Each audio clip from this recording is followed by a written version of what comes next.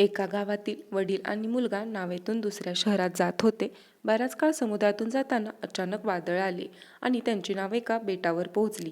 पिता पुत्राला वाटले की आता आपली शेवटची वेळ जवळ आली आहे.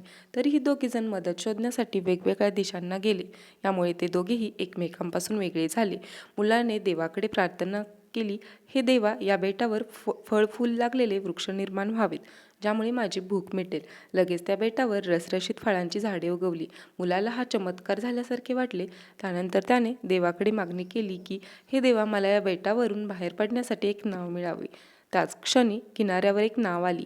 तो नावेमध्ये बसून एकटाच निघाल्यानंतर अचानक आकाशवाणी झाली. हे मुला, तू एकटाच जात आहेस, तुझ्या वडिलांना सोबत घेणार नाही का? मुलगा म्हणाला, त्यांना सोडून द्या. प्रार्थना तर त्यांनीही केली असेल, परंतु तुम्ही त्याची एकही इच्छा पूर्ण केली नाही. कदाचित यांचे मन पवित्र नसेल, त्यामुळे त्यांना त्यांचे फळ भोगू दे. आकाशवाणीने सांगितले, तुला माहिती आहे काय, तुझ्या वडिलांनी काय प्रार्थना केली होती? मुलगा म्हणाला, नाही.